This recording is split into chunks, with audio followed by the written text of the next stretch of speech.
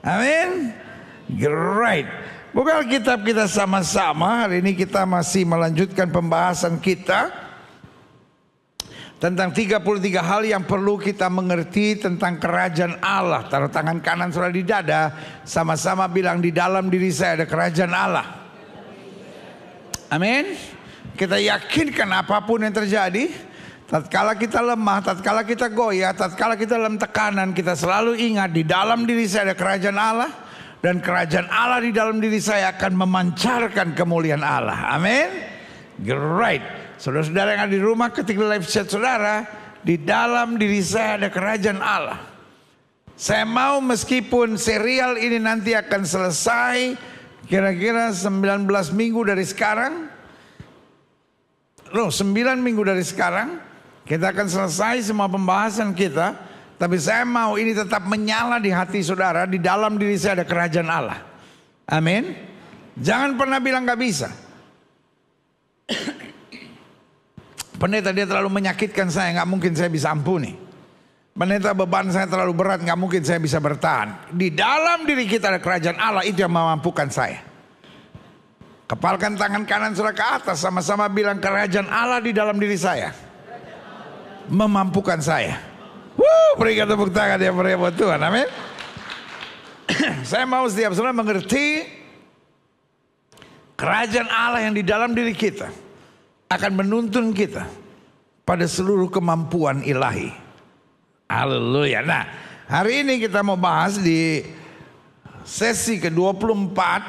Kita sedang membahas kerajaan Allah dan God's standard. Kalau kita bilang kita warga kerajaan, karena selalu saya bilang, kita bukan orang dunia yang berjuang menuju sorga. Kita orang sorgawi yang ditempatkan di muka bumi dengan misi ilahi. Gini-gini.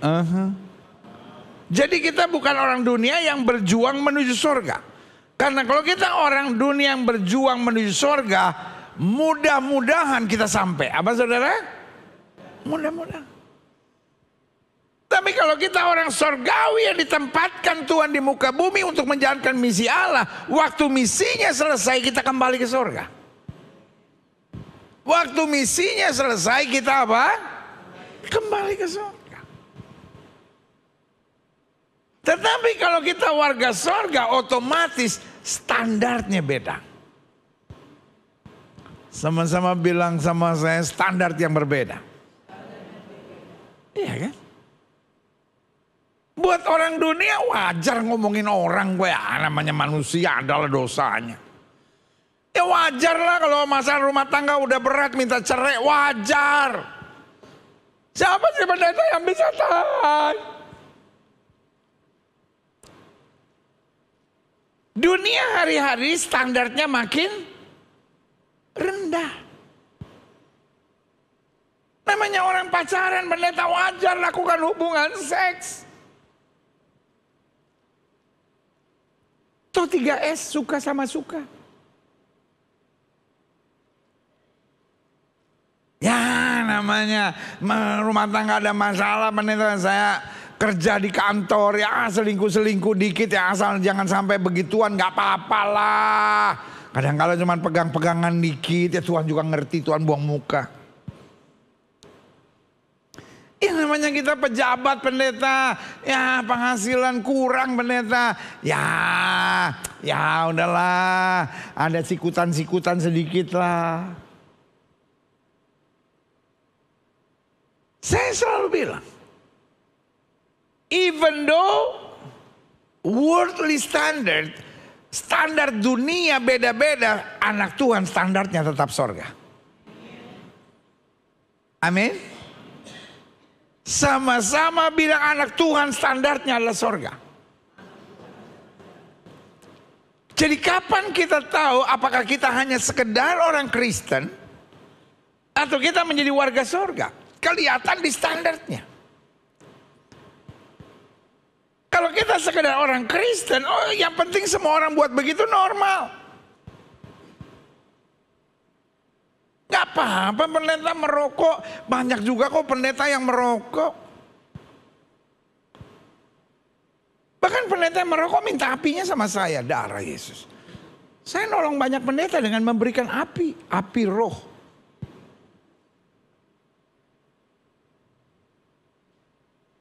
Saya selalu bilang, saya nggak mengkritik pendeta-pendeta yang merokok. If you like, it's okay.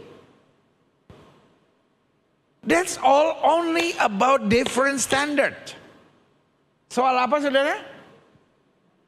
Standar yang berbeda. Makanya selalu saya bilang, kita nggak berhak menilai siapapun. Kita tidak berhak apa? Menilai siapapun. Karena masing-masing standarnya apa? Beda. Setelah masuk di perusahaan A, standarnya apa saudara? S1. Ngerti Microsoft. Harus bisa bahasa Inggris dan bahasa Mandarin. Tapi setelah masuk di perusahaan satu, standarnya yang penting lulus SMP. Perlu nggak yang satu mengkritik yang satu? Kantor murahan, lulusan SMP boleh, kantor sok jago, harus S2. Karena selalu saya bilang, saya tidak sedang bicara orang dunia menuju surga. Orang dunia menuju surga terserah. Mau merokok, mau minum, mau judi, mau selingkuh. Standarnya bebas. Karena pintunya bernama mudah-mudahan. Nanti lihat aja nanti bagaimana keputusan Tuhan. Tapi standar yang saya bicarakan warga surga. Apa saudara? Sama-sama bilang saya warga surga. Saya mau saudara bukan sekedar berpikir I'm Christian. Saya orang Kristen yang sedang ada di dunia berjuang menuju surga. Tetapi yang saya mau yakinkan saudara adalah orang Kristen, warga surga. Sama-sama bilang warga surga. Karena kita warga surga standarnya beda. Dan pintunya bernama kepastian. Makanya selalu saya bilang, lu minum mabuk, lu judi, lu ngomongin orang, egois, kepala batu, gak mau denger nasihat, jatuhin orang, fitnah orang, terus bilang saya pasti masuk surga. Kau pikir kok ada orang dalam ke apa?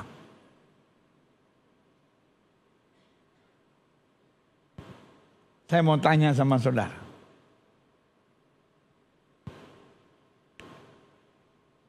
Dibuka sebuah lowongan.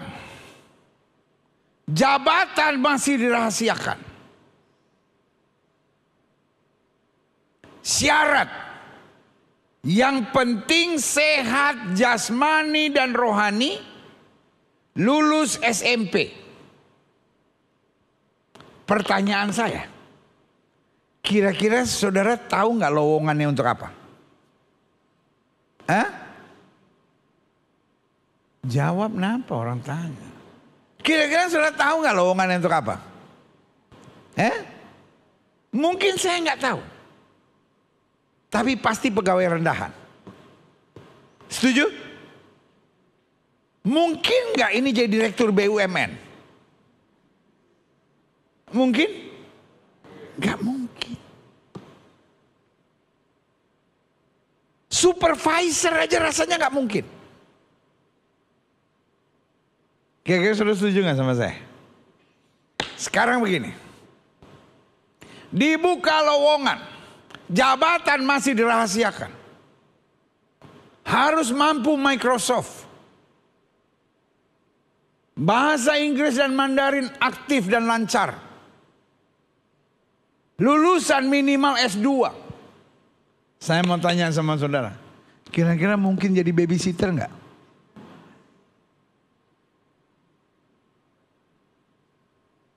Kalau babysitter lulusan S2, bisa bahasa Inggris dan bisa bahasa Mandarin, bisa Microsoft. Ini yang tertarik bukan babynya, bapaknya babynya. Saudara ngerti maksud saya? Dari standarnya kita tahu apa yang akan jadi hasilnya. Sama-sama bilang sama saya, dari standarnya saya tahu hasilnya. Sampai di sini setuju? Nah, ini yang kita mau belajar hari ini ya. Jadi hari ini yang saya mau bicara, don't mention kingdom of God.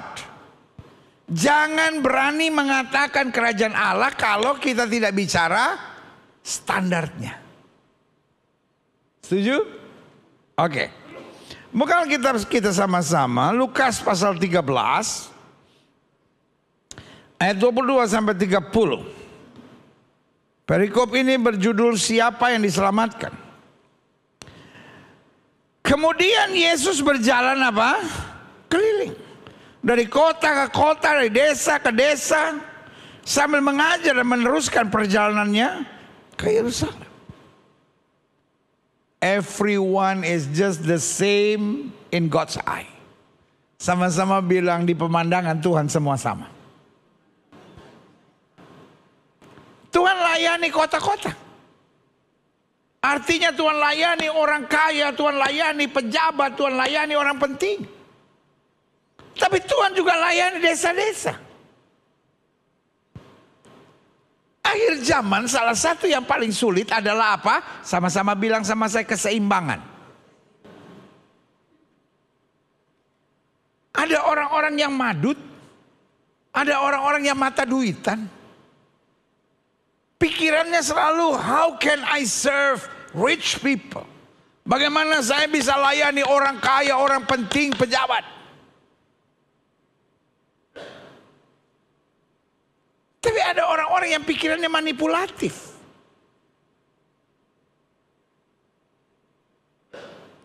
Oh, kita hanya harus layani orang miskin.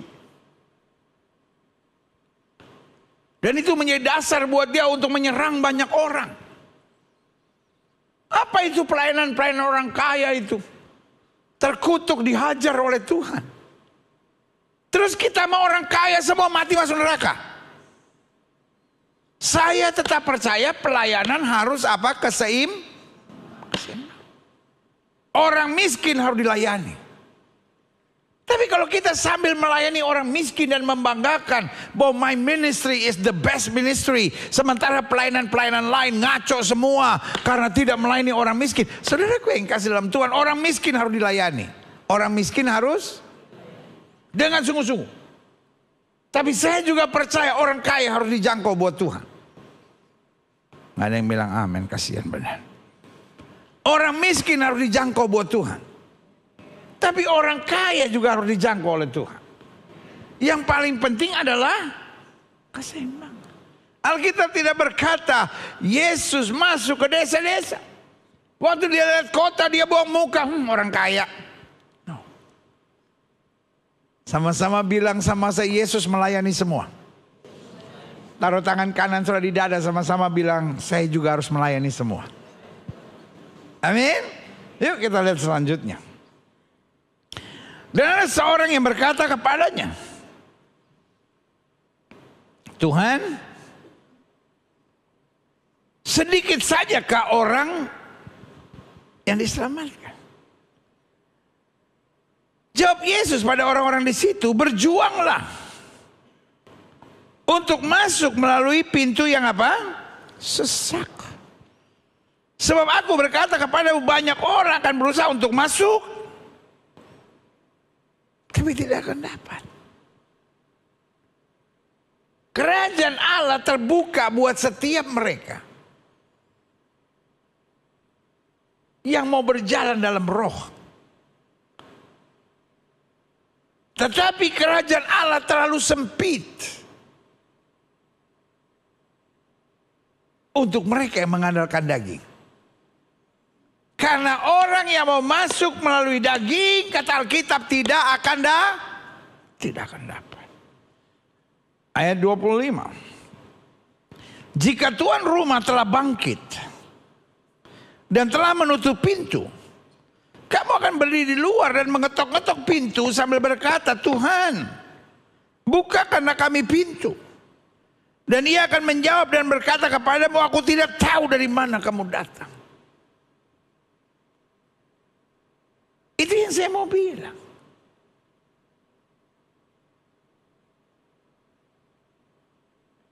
Apa itu sorga? Siapa yang ada di sorga? Yang ada di sorga bukan orang beragama, orang dunia yang sedang berjuang dengan kekuatannya menuju sorga. Tapi sorga adalah tempat orang-orang sorgawi yang ditempatkan di muka bumi dan kembali pulang dalam anugerahnya.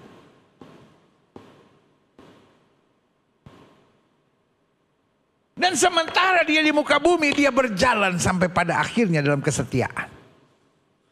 Yang setuju sama saya bilang, saya mau bertahan sampai pada akhirnya. Amin. Taruh tangan kanan saudara, bilang, saya orang sorgawi yang ditempatkan di muka bumi. Jadi jangan heran pergumulan kita berat, because we are not belong to this world. Jangan heran kalau kita harus lewati pergumulan yang berat karena kita bukan berasal dari dunia ini. Jangan coba jadi serupa dengan dunia ini, kata Alkitab. Karena kita memang ada di dunia dan bukan berasal dari dunia ini.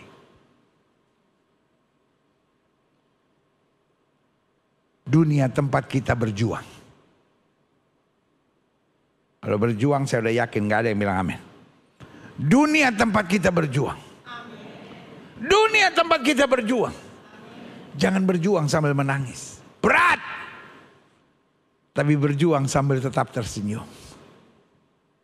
Sehingga kalau kita harus berjuang, kita nggak usah menyesali nasib dan berkata, aduh kenapa saya sebagai istri harus lewati pergumulan berat. Aduh kenapa saya sebagai suami harus lewati pergumulan berat. Kenapa saya sebagai anak muda harus lewati pergumulan berat. Kenapa saya sebagai anak Tuhan harus lewati pergumulan yang berat. Tersenyumlah dan bilang, wajar.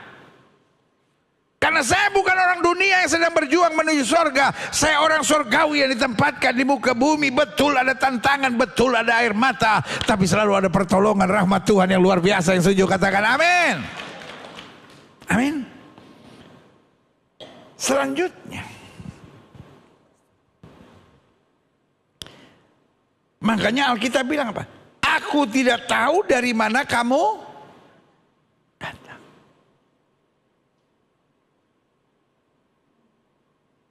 Sorga bukan tempat semua orang bisa datang. Tapi orang yang sudah diubahkan. Bukan hanya memiliki agama, tetapi dia warga sorga. Makanya Alkitab bilang pada hari terakhir akan datang banyak orang bilang, Tuhan aku sudah bernubuat demi namamu. Aku sudah usir setan demi namamu. Aku sudah menyembuhkan orang sakit. Dengan lain kata, mereka kelihatannya menjalankan kegiatan-kegiatan agama. Tapi Yesus bilang, I don't know you.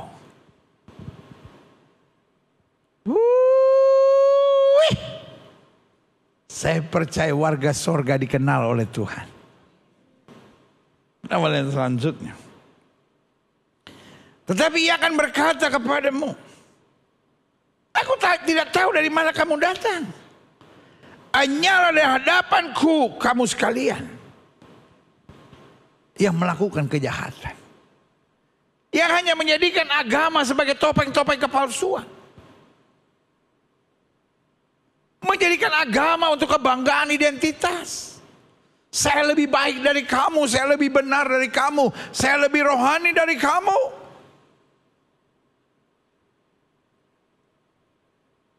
Warga sorga tidak sibuk dengan identitas, tapi warga sorga sibuk dengan hati yang melayani. Saya percaya ada dua hal penting yang dimiliki oleh warga sorga. Apa dua hal penting yang dimiliki warga sorga? Satu, hati yang melayani. 2, hati yang menyembah. Sama-sama bilang sama saya perlu hati yang melayani. Saya perlu hati yang menyembah. Saudara-saudara di rumah ketik live chat saudara. Saya perlu hati yang melayani. Saya perlu hati yang menyembah. Saya berdoa jemaat gereja Bethel Indonesia Glow Fellowship Center. Kita nggak tahu apa yang ada di depan kita. Apakah di depan kita ada pintu berkat dan rahmat yang luar biasa? Atau di depan kita ada badai dan angin ribut yang melanda? Tapi selama kita punya hati yang melayani, hati yang menyembah, hidup selalu dahsyat. Jaga 2 hal itu. Tuhan berikan aku hati yang melayani. Tuhan berikan aku hati yang menyembah. Di saat-saat yang mengecewakan dan menyakitkan, aku tidak mau pikirkan apa yang orang katakan tentang aku. Aku gak mau khawatirkan apa yang kemudian akan menimpa aku. Aku hanya akan menyembah Engkau, Allah yang dahsyat dan luar biasa, yang tidak pernah gagal dalam menyelesaikan segala sesuatu bagi orang yang percaya. Berikan tepuk tangan dia beri ya betul. Hanyalah dari hadapan kamu sekalian yang melakukan kejahatan. Ayat 28, di sana akan terdapat ratap dan kertak gigi. Apabila kamu akan melihat Abraham dan Ishak dan Yakub dan semua nabi dalam kerajaan Allah, tetapi kamu sendiri dikatakan apa? Disampaikan keluar. Dan orang akan datang dari timur dan barat, dari utara dan selatan, dan mereka akan duduk makan di dalam kerajaan Allah. Artinya, orang-orang yang kamu tidak sangka, karena kamu membatasi Allah hanya sebatas agama. Seringkali kita mempersempit kerajaan Allah dengan apa? Agama. Tahu saya sudah beragama. Tahu saya sudah beragama. Tetapi yang Tuhan mau, kita bukan sekadar beragama, tapi kita bagian kerajaan Allah. Amin. Ayo kita lihat lanjut. Dan sesungguhnya ada orang yang terakhir yang akan menjadi orang yang terdahulu. Dan ada orang yang terdahulu yang akan menjadi orang yang apa?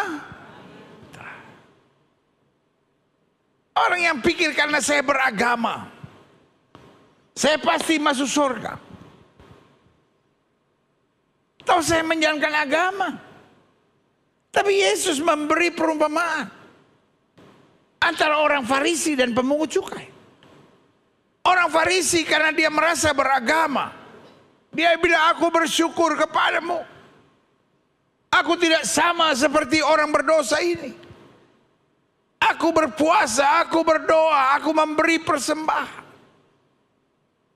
Tapi Yesus bilang orang ini pulang, tidak dibenarkan. Karena agama menjadikan ia orang-orang sombong. Agama menjadikan mereka angkuh. Agama menjadikan mereka merendahkan orang. Agama menjadikan mereka bersaing. Merasa diri yang paling hebat, paling benar, paling luar biasa. Sementara yang lain gak betul. Tapi orang pemungut cukai itu beda. Dia pukul dadanya, dia bilang, Tuhan, aku orang berdosa. Berarti dia selalu ingin diperbaharui. Kalau kita menyadari kita warga kerajaan Allah, kita mau diperbaharui. Kita mau apa? Tuhan, saya mau lebih baik lagi. Tuhan, saya mau lebih jadi berkat lagi.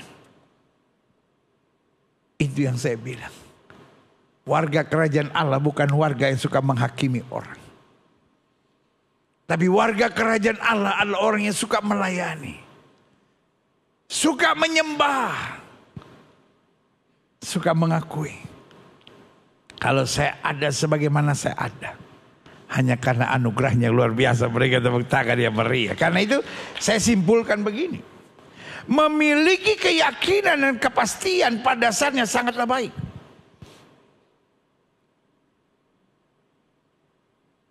Semua orang bisa bilang saya pasti masuk surga. Orang yang tidak percaya Yesus bisa bilang saya pasti masuk surga. Agama saya mengajarkan saya masuk surga. Tapi saya bilang begini, memiliki keyakinan dan kepastian pada dasarnya sangatlah baik. Orang-orang Kristen yang minum, mabuk, judi, selingkuh, jadi bini piaraan, LGBT, terus kemudian berkata saya pasti masuk surga, saya sudah dibaptis. Sebagian bilang saya beragama, saya pasti masuk surga. Saya beramal, saya beribadah, saya pasti masuk surga. Tapi izinkan saya menjelaskan. Memiliki keyakinan dan kepastian pada dasarnya sangatlah baik. Namun memiliki keyakinan dan kepastian tanpa dasar adalah apa? Kengawuran. Ke apa saudara? Ngawuran, bukan tawuran, ngawuran.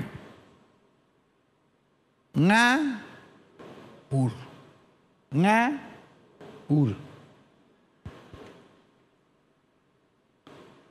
Orang paling tersinggung kalau dibilang apa? Pak, jangan pernah ngomong itu sama mertua, Pak. Mertua lagi ngomong, ngawur. Ih, waduh. Minggu depan langsung dapat tiket, Pak, ke Iran. Bu, jangan pernah ngomong ngawur sama ipar. Apalagi iparnya perawan tua lagi.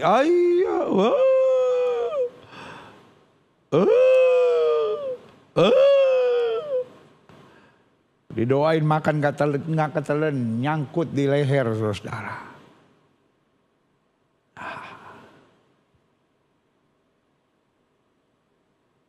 Hari-hari ini kan ada banyak orang Kristen bilang kami yakin masuk surga. Tiba-tiba gerakan di mana-mana, oh kami yakin masuk surga, kami yakin masuk surga. Tapi sekali lagi saya mau bilang, keyakinan dan kepastian pada dasarnya baik. Tapi memiliki keyakinan kepastian tanpa dasar adalah apa? Dasarnya apa dulu? Kok dasarnya sekedar saya beragama? Enak aja. Pilatus juga ngerti agama, Herodes juga ngerti agama.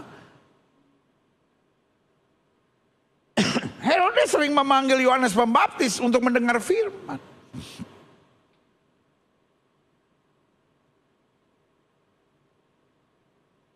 Sehingga bukan agama yang menentukan surga, tapi yang akan menentukan surga yang punya surga. Bilang sama sebelah saudara, sudah kenal yang punya surga? Bu, sudah kenal yang punya surga? Saya kasih clue-nya ya. Dia datang dari surga dan dia kembali ke surga. Itulah Yesus saya. Itu sebabnya kita merayakan kenaikan Yesus ke surga.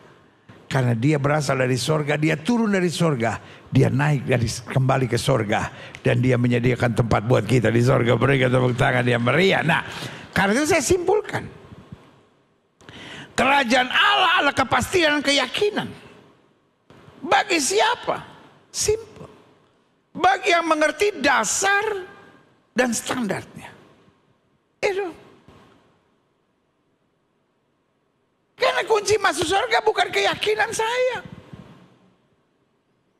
Sama-sama bilang sama saya.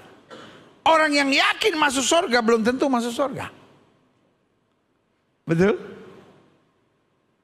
Orang yang yakin masuk surga belum tentu. Orang yang yakin dirinya ganteng belum tentu. Itu. Saudara pernah ketemu orang yang sok ganteng gak? Pengen muntah kita ngelihat orang kita. Bu. Pernah ngelihat orang sok cantik gak?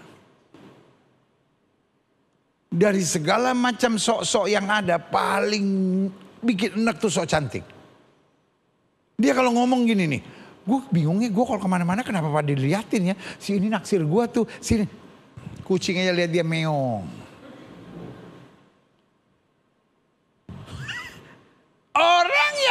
yakin dia cantik belum tentu. Setuju nggak sampai di sini? Nggak setuju? Oh. Karena lu pikir lu cantik ya?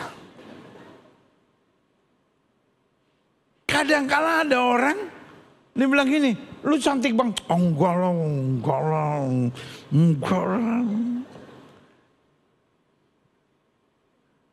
Orang yang tidak yakin cantik belum tentu tidak cantik. Gila tuh orang gagah banget. Masa salah orang, enggak gue.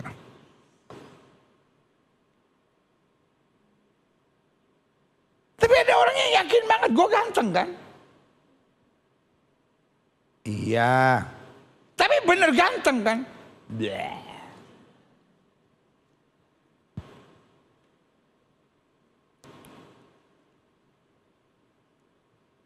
Makanya selalu saya bilang, ganteng dan cantik itu apa? Relatif. Ganteng dan cantik apa bu? Ada yang buat orang, ini orang ganteng banget. Ini orang cantik banget. Buat yang lain, biasa. Ganteng dan cantik itu apa? Jelek itu mutlak. Percaya saya. Ada orang ganteng banget, biasa aja. Cantik banget, biasa aja.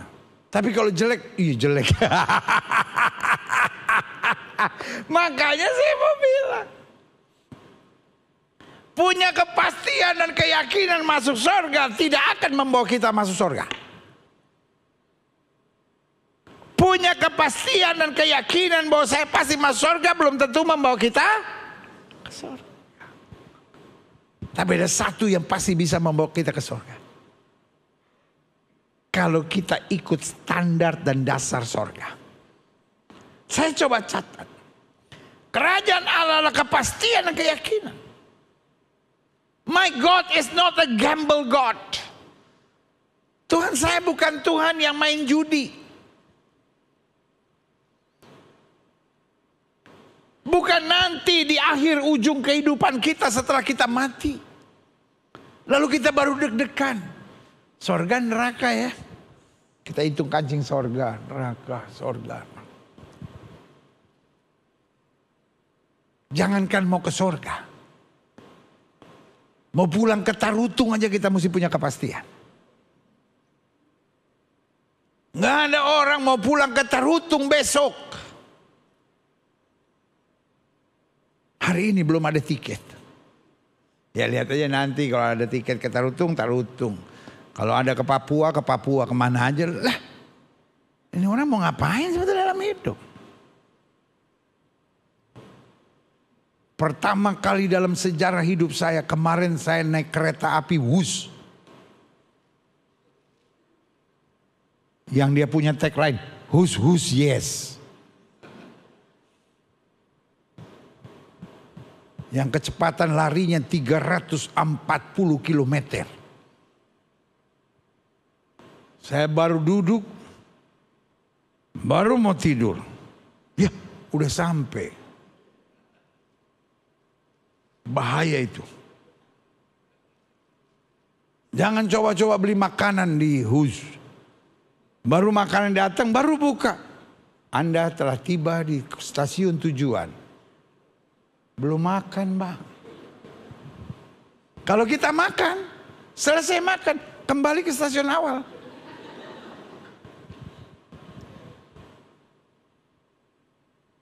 Saya mau naik bus saja. Saya bilang sama menantu saya, Excel. Sel, kita mesti punya tiket dulu, Sel. Supaya kita nggak kayak orang bego kita masuk situ. Ada tiket. Tidak. Tapi saya yakin saya akan naik ini. Beli tiket dulu. Jangan pergi ke stasiun tanpa tiket. Rupanya tiket Hus itu, kan pendeta kan kalau tahu dia mesti ngajarin jemaat kan. Tiket Hus itu bukan cuman Husnya aja. berlaku sampai feedernya sekalian. Saya ada urusan, kebetulan di Bandung. Selesai urusan, saya bilang sama menantu saya, Excel, pesan tiket lagi, Sel. Excel pesan tiket. Posisi saya itu 5 menit dari stasiun. Tapi stasiun feeder. Bukan stasiun bus, kan stasiun bus kan di Padalarang. Saya kan di stasiun Bandung, Kebon Kawung. Excel pesan. Saya jam 4:10. No, saya jam 4. Tiketnya saya ambil 4:28. Saya pikir 5 menit masih ada. Jam 4:05 baru saya sadar. Astaga, ini kan stasiun feeder. Saya ke sana. Orang yang bilang, keretanya sudah berangkat. Tapi saya ada tiketnya. Tapi keretanya sudah berangkat. Terus tiketnya angus. Waduh, saya pikir cuma roti yang bisa angus.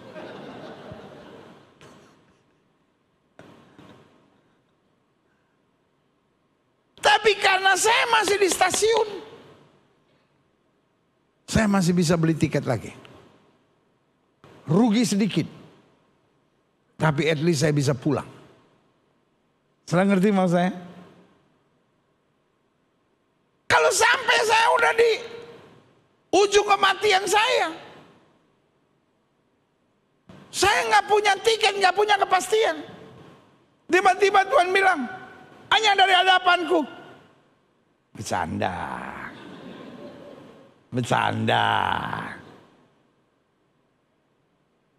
Saya selalu bilang, terlalu bodoh. Apa saudara? Kalau kita nunggu kepastian kita nanti. Kita harus menjadi warga sorga. Sementara kita hidup di muka bumi. Berikan tepuk tangan yang meriah buat Tuhan. Sama-sama bilang sama saya harus jadi warga sorga. Menikmati kerajaan Allah. Sementara saya ada di muka bumi. Nah, saya catat di sini begini. Apa standarnya? 1. Coba lihat ayat yang ke-24. Ayat yang ke-24 bilang begini. Jawab Yesus kepada orang-orang di situ. Berjuanglah untuk masuk melalui pintu yang sesak itu. Sebab aku berkata kepadamu, banyak orang akan berusaha untuk masuk tapi tidak akan dapat. Kenapa tidak dapat? Karena standarnya nggak betul. Dia berusaha dengan kekuatannya sendiri, dengan amalnya sendiri, dengan ibadahnya sendiri, dengan perbuatan baiknya sendiri, dengan penonjolan kemampuannya. Makanya saya catat di sini. Standarnya adalah berjuang.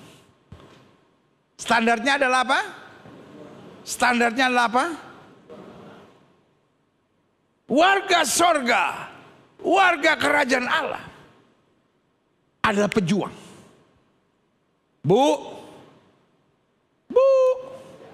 engkau pejuang. Pak, engkau pejuang. Adik-adik muda, engkau pejuang. Pejuang sifatnya tidak mudah menyerah. Pejuang sifatnya tidak sensi. Pejuang bukan seorang yang perfeksionis. Pejuang adalah seorang yang punya mental pejuang. Kita berjuang untuk apa? 1, untuk menyenangkan hati Tuhan. Yang kedua, kita berjuang untuk apa? Meninggikan Kristus.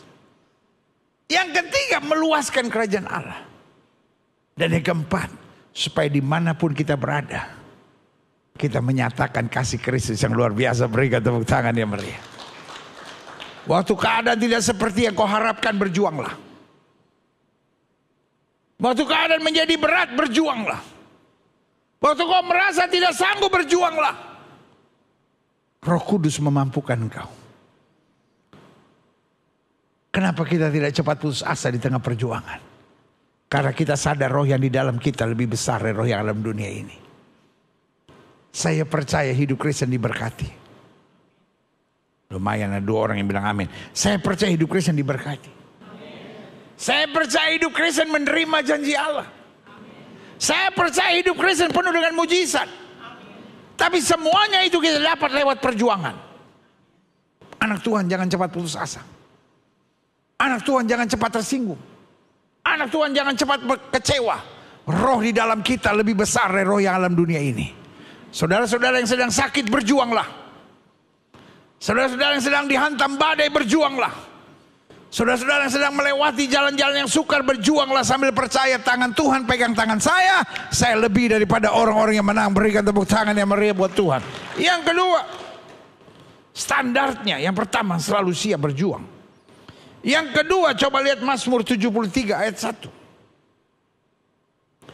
Mazmur Asaf. Sesungguhnya Allah itu baik bagi semua orang. Betul. Tapi ayat ini menspesifikasikan siapa yang bisa betul-betul merasakan kebaikan Tuhan. Allah memang baik buat semua orang. Tapi pertanyaannya, semua orang merasakan kebaikan Tuhan gak? Hah? Semua orang merasakan kebaikan Tuhan gak? Semua orang sadar gak bahwa Tuhan itu baik? Kalau semua orang sadar bahwa Tuhan itu baik, tidak akan dijumpai LGBT. Tidak akan dijumpai pembunuh. Tidak akan dijumpai orang yang meninggalkan Yesus. Tuhan baik bagi semua orang. Tapi tidak semua orang sadar bahwa Tuhan itu. Kenapa orang mengeluh? Kenapa orang bersungut-sungut? Kenapa orang tinggalkan pelayanan? Dia gak sadar bahwa Tuhan itu baik. Yang dia ingat orang ini kelewatan, orang ini ngecewain, orang gereja menyakitkan saya, orang ini. Yang dia tidak ingat bahwa Tuhan tetap baik dalam semua hal. Siapa yang bisa menyadari bahwa Tuhan itu baik? Ayat ini menjelaskannya. Sesungguhnya Allah itu baik bagi mereka yang tulus hatinya. Siapa yang tulus hati? Bagi mereka yang bersih hatinya. Tidak mau simpan kesalahan orang, tidak mau simpan hal yang menyakitkan. Sehingga yang kedua, standar kerajaan Allah yang pertama apa? Berjuang. Yang kedua, tulus hati.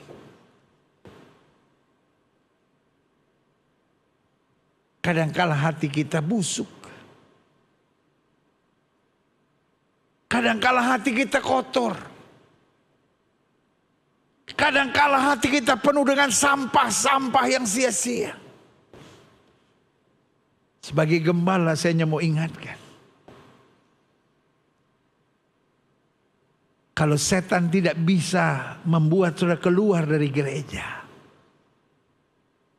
setan cukup membuat hati kita tidak lagi tulus. Ketika Yesus berkata, Bapa ampunilah mereka sebab mereka tidak tahu apa yang mereka perbuat. Itu bukti bahwa Yesus punya hati yang tulus.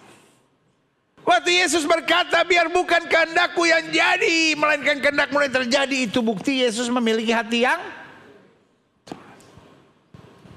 Pak, hidup boleh keras.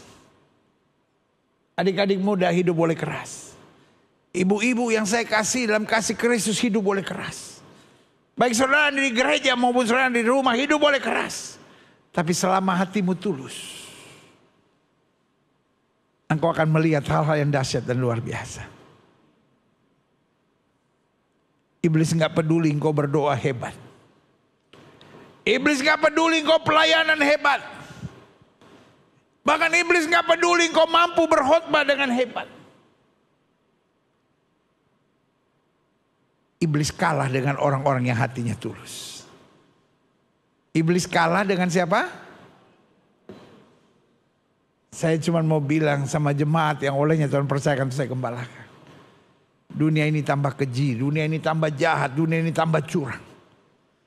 Tapi anak-anak Tuhan jaga hati. Selama hati kita tulus, Tidak ada gunung yang terlalu tinggi yang kita nggak bisa daki. Nggak ada lembah yang terlalu curam yang kita nggak bisa jalani. Nggak ada musuh terlalu kuat yang tidak bisa kita kalahkan. Karena ketulusan membuka pintu rahmat sorga untuk kita menikmati segala anugerah yang luar biasa. Yang saja katakan amin. Yang ketiga, klik. Amsal 22 ayat yang keempat bilang, ganjaran kerendahan hati dan takut akan Tuhan adalah apa? Kekayaan apa? Saya menyebutnya 3K. Bukan K3. Karena kalau K3 kerukunan keluarga kawan Noah. Tapi ini 3K. Apa itu? Apa tadi ayat Alkitab bilang apa? Kekayaan, kehormatan,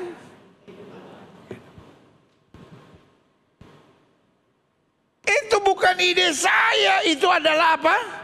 Sama-sama bilang sama saya janji Tuhan. Janji Tuhan bilang apa? Ganjaran kerendahan hati dan takut akan Tuhan adalah apa? 3K, kekayaan, kehormatan, dan jadi kalau ada orang yang bilang, oh anak Tuhan yang sungguh-sungguh pasti miskin, jangan-jangan dia sombong. Karena orang yang rendah hati harus menerima janji Tuhan. Janji Tuhannya apa? Kekayaan. Orang kaya pasti terhormat nggak? Belum tentu. Ada banyak orang kaya yang dimaki orang, dihina orang, dikutuki orang. Karena kaya tapi sombong, kaya tapi arogan, kaya tapi kepala batu, kaya suka nindas orang. Tapi orang-orang yang rendah hati, yang pertama diberkati Tuhan dengan kekayaan. Tetapi yang kedua juga diberkati Tuhan dengan kehormatan. Kekayaannya tidak didapat dengan cara yang haram. Tetapi dari kekayaan dan kehormatan Tuhan juga sediakan kehidupan yang kekal. Berikan tepuk tangan yang meriah. Satu ayat penting lagi saya mau saudara pelajari. Coba lihat Kolose 3:12. Karena itu sebagai orang-orang pilihan Allah yang dikuduskan dan dikasihinya, kenakanlah apa? Belas kasihan. Apalagi? Kemurahan. Masuk lagi di situ apa? Kerendahan hati, kelemah lembutan dan kesabaran. Berarti yang ketiga. Yang pertama apa tadi? Selalu siap berjuang. Jangan jadi orang-orang cengeng. Jangan jadi orang-orang yang cepat menyerah. Cemen. Saya pejuang. Sama-sama bilang saya pejuang. Bu, saya pejuang. Pak, saya pejuang. Adik-adik muda bilang saya pejuang. Sama-sama bilang saya pejuang. Saya pejuang. Haleluya. Dan yang kedua, apa standar surga? Selalu hidup dalam ketulusan. Orang sekarang banyak akalnya, banyak curangnya. Kita jaga hati ya, tulus saja. Dan yang ketiga, selalu menjaga kerendahan hati. Saya tetap yakin orang yang merendahkan diri akan ditinggikan Tuhan. Orang yang merendahkan diri di zaman ini akan diinjak-injak orang. Akan dimanfaatkan orang. Akan dicurangi orang, akan dijahatin orang. Saya bilang gak apa-apa. Meskipun 1000 tangan manusia menarikmu jatuh, tangan Tuhan yang bela. Dan yang keempat, yang terakhir. Apa standar sorga? Apa standar kerajaan Allah? Selalu siap berjuang. 2, selalu dalam ketulusan. 3, selalu menjaga kerendahan hati. Dan yang keempat, yang terakhir, saya undang pemain musik maju ke depan. Amsal 13 ayat 13. Siapa meremehkan firman, ia akan menanggung akibatnya. Tapi siapa taat kepada perintah, akan menerima balasan. Berarti yang keempat saya catat di sini. Apa standar sorga? Saya simpulkan ya, yang pertama, Dia selalu siap berjuang. Yang kedua, dia selalu hidup dalam ketulusan. Yang ketiga, dia selalu menjaga kerendahan hati. Dan yang keempat, seorang yang tidak memandang remeh hal-hal yang serius. Tahukah saudara, banyak masalah dalam pelayanan, banyak masalah dalam rumah tangga, banyak masalah dalam kehidupan. Karena kita memandang remeh hal-hal yang serius. Suami ngomong sama istrinya, istrinya bilang, cuman begitu aja. Istri ngomong sama suaminya, Pak ini kan begini, cuman itu aja. Bu, kalau ibu ngomong sesuatu sama suami, tiba-tiba suami, cuma gitu aja. Ibu happy gak, Bu? Sakit. Kenapa ibu sampai ngomong? Karena menurut ibu itu penting. Tapi dipandang remeh. Tapi izinkan saya mengingatkan juga, Bu. Kalau suami digitukan juga sakit. Dalam pelayanan juga gitu. Cuman itu. Cuman itu.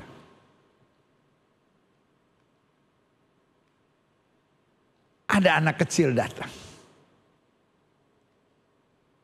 Dan mereka pikir cuma anak kecil, persembahannya berapa sih? Cuma anak kecil bisa bantu apa sih dalam pelayanan? Cuma anak kecil mungkin bikin masalah dalam pelayanan. Sementara Yesus melayani orang-orang penting. Petrus dan murid-murid bilang, pergi, jangan susahkan guru. Yesus bilang apa? Biarkan anak-anak itu datang. Sebab mereka lah yang punya kerajaan. Kasus kedua. Bartimeus. Siapa Bartimeus? Dia bukan anaknya Pilatus. Dia bukan adiknya Herodes. Kalau Bartimeus anaknya Pilatus, adiknya Herodes. Boro-boro diusir, digendong. Tapi Bartimeus, anak Timeus, seorang pengemis buta duduk di pinggir jalan Yeriko. Waktu Yesus lewat, dia berteriak, Jesus son of David, have mercy on me. Orang banyak suruh dia diam. Kenapa dia diam? Remeh. Hanya seorang pengemis buta. Yesus tidak pernah meremehkan hal-hal yang kelihatan sepele. Dia bilang sama murid-muridnya, panggil orang buta itu. Yang dipandang remeh oleh dunia, itu penting. Kasus ketiga. Yesus berhadapan dengan 5.000 laki-laki, belum termasuk wanita dan anak. Murid-murid bilang suruh mereka pergi ke kampung-kampung untuk kami nggak sanggup menyediakan makan. Yesus bilang kamu harus memberi mereka makan. Tiba-tiba Yesus bilang berapa roti yang ada pada kamu, cobalah periksa. Dibawa 5 ketur roti dan 2 ekor ikan. Langsung murid-murid bilang apa? Tapi apa artinya untuk orang sebanyak ini? Dengan lain kata ini remeh betul. Yesus bilang bawa kemari.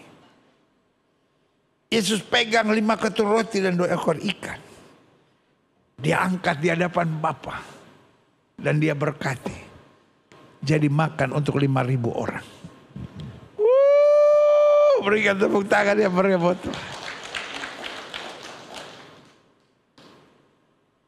Tuhan bisa pakai hal-hal yang remeh dan sederhana untuk melakukan perkara-perkara yang dahsyat. Sekali lagi, punya keyakinan dan kepastian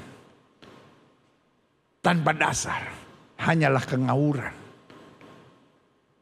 Tapi kita punya dasar. Dasarnya ada 4 hal penting.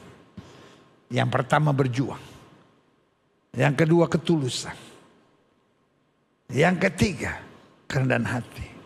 Dan yang keempat, jangan meremehkan hal-hal yang kelihatannya sepele. Karena kalau kita setia dalam perkara kecil, Tuhan berkati kita dalam perkara-perkara yang lebih besar. Berikan tepuk tangan yang meriah. Saya undang kita semua bangkit berdiri.